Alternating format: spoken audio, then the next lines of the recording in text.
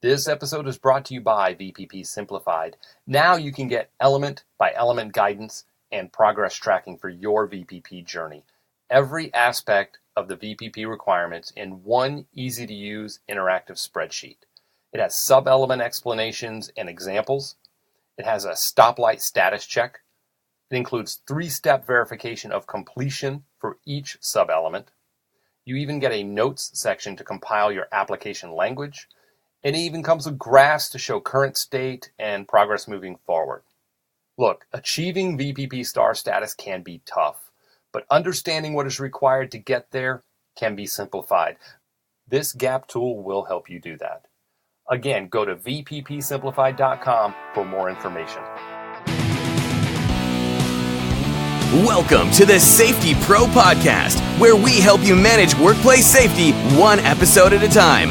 And now, your very own Safety Pro, Blaine J. Hoffman. Okay, welcome back to another episode of the Safety Pro Podcast. I am going to talk about labels today. We've all seen them. We've all not seen them, where they're supposed to be, of course. So I'm going to give you a rundown on what OSHA requires regarding labeling chemicals in the workplace. You can find the standard at 29 CFR 1910.1200. So OSHA requires that containers of any hazardous chemicals be labeled, tagged, or marked with the product identifier, signal word, hazard statement, pictograms, any precautionary statements, supplier identification, things like that. Now, the signal word, hazard statement, and pictograms, they all have to be located together on the tag or label or whatever marking is placed on the product. For containers that leave the workplace, the label can't conflict with the requirements of any HAZMAT, or Hazardous Materials Transportation Act, and regulations issued under that act by the DOT, or Department of Transportation. So in-plant containers, these are containers that don't leave your facility, but they're used at work. They have to be labeled, tagged, or marked with the label information that I just mentioned. There are some exceptions like the supplier identification. Or they have to have the product identifier and words, pictures, symbols, or any combination of those that provide at least general information regarding the hazards of the chemicals, and in conjunction with the other information that is immediately available to the employees under the HAZCOM program that will provide employees with specific info regarding the physical and health hazards of that hazardous chemical. So you're allowed to have a basic label on in-plant containers, but it has to basically be keyed to the safety data sheet. Right? So you can't have conflicting information on the label that you would have on the safety data sheet, if that makes sense. So, what kind of a scope are we looking at here? Let's get into this a little bit. Let's get into the scope of this requirement. The chemical manufacturer, the importer, or distributor has to ensure that every container of hazardous chemicals that leave the workplace is labeled, tagged, or marked. Hazards not otherwise classified, they don't have to be addressed on the container. Employers have to ensure that each container of hazardous chemicals in the workplace is labeled, tagged, and marked. Or marked, I should say. So 1910-1200 does not require labeling of the following chemicals. This is important. Now again, this is OSHA. This is 1910.1200. Does not require the labeling of the following chemicals. First one, any pesticide defined in the Federal Insecticide, Fungicide, Rodenticide Act. Yes, there is one. I was shocked as well. When subject to the labeling requirements of that act and labeling regulations issued under the act by the EPA. So basically, if you already are complying with the other federal standard for labeling. Another one here is any chemical, substance, or mixture as such terms are defined in the Toxic Substances Control Act when subject to the labeling requirements of that act and labeling regulations issued under the act by the Environmental Protection Agency. So TSCA, right? Here's another one. Any food additive, color additive, drug, cosmetic, or medical or veterinary device or product, including materials intended for the use as ingredients in such products, like flavors or fragrances, if they have been defined in the Federal Food, Drug, and Cosmetic Act or the Virus Serum Toxin Act and regulations issued under those acts when they are subject to labeling requirements under those acts. So basically, whenever you're required to have labels under another federal act, then you can comply with that act in these cases here. And some of these are crazy. The Virus, Serum, and Toxin Act of 1913. Holy moly.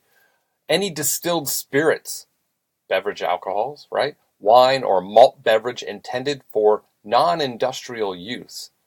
Yeah, I know people that drink enough that you could probably categorize it as industrial use. You know, they love craft beer, right?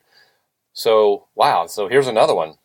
If it's not intended for industrial use and it's been defined by the Federal Alcohol Administration Act and the regulations require labeling, then you can follow those labels. Another act is the Bureau of Alcohol, Tobacco, and Firearms and Explosives. You can follow those labeling standards as well.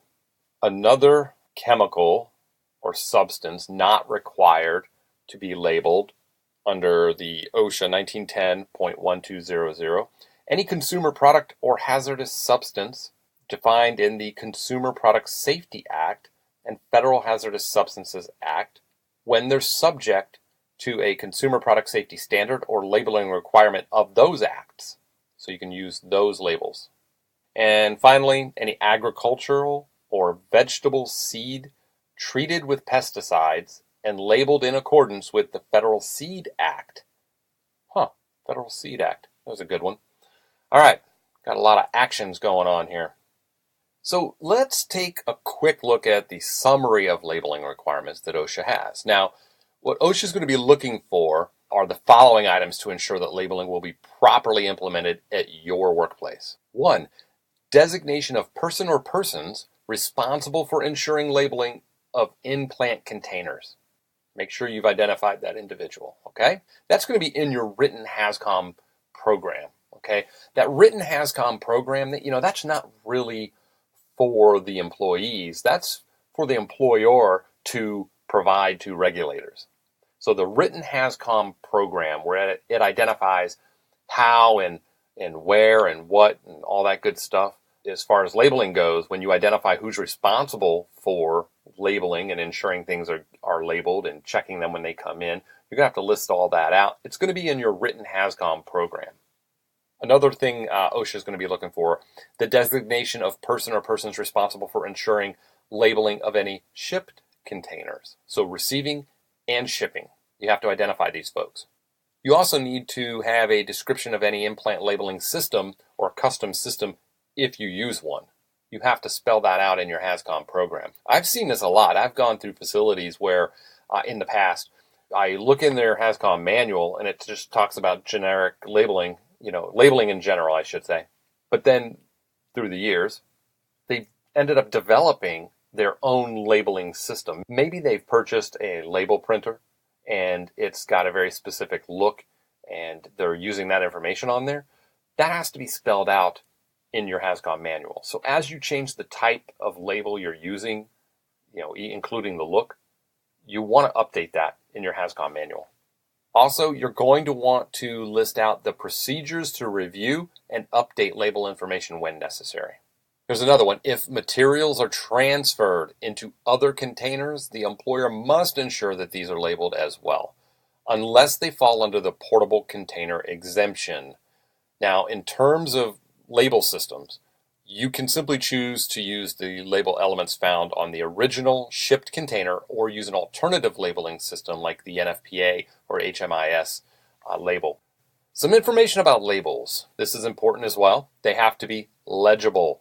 A lot of times you're going to have it present, but it's not legible. It's got to be in English and prominently displayed on the container or readily available in the work area throughout each work shift. Keep that in mind. What if you have employees who speak, other languages? Well, you can add the information in their language to the material presented as long as the information is also presented in English. So you got to do two labels. Employers that purchase chemicals can rely on the labels provided by the suppliers. If the material is subsequently transferred by the company from a labeled container to another container, remember, you have to label that other container unless, of course, it is subject to the portable container exemption. So keep in mind the product identifier is any term that you use, any term, which appears on the label, the SDS, and the list of chemicals in the workplace, and links those three sources of information together. It's that common identifier that you're going to use. If, for example, you use a common trade name like Magic Formula 1 on your container labels, however, the chemical name on the SDS is trichloroethylene, something like that. Again, just an example. I don't even know if this product exists. So you have to use the same product identifier. So the hazard warning also has to be present. It's a brief statement of the hazard effects of the chemical, either flammable or causes lung damage, something like that. Supplemental hazard information has to be included. Chemical manufacturers and importers, they're free to provide additional label information regarding the hazardous chemical and any precautions for safe handling and use. Now, OSHA refers to this as supplemental information. They can choose to provide it.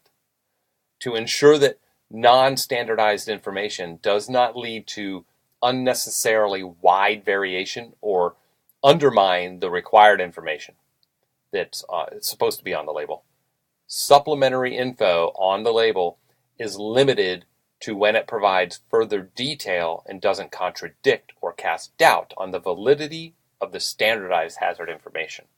And when supplementary information is added to any label, keep this in mind, its placement cannot impede identification of the information that is actually required by the standard. So keep that in mind. The first thing you want to preserve are all the elements that are required to be on the label. Then you can look for room or space outside of that for supplemental information that may help employees using that chemical.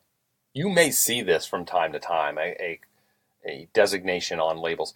It's hazards not otherwise classified or defined hazards. Hazards not otherwise classified.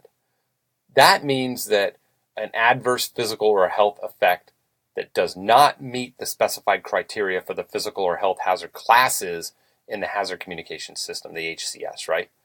It covers effects which either fall below the cutoff value or concentration limit of that hazard class, or is under the GHS or Globally Harmonized System hazard category that has not been adopted by OSHA. Like, for example, acute toxicity category 5 has not been adopted by OSHA. So HNOC, or hazards not otherwise classified, they have no labeling requirements. So you may get some sort of international or imported label, and you may have some of this information on there that OSHA doesn't really recognize. OSHA updated the definition of the term classification in the hazard communication system to reflect the additional hazards represented by materials that are not covered under the globally harmonized system of classification.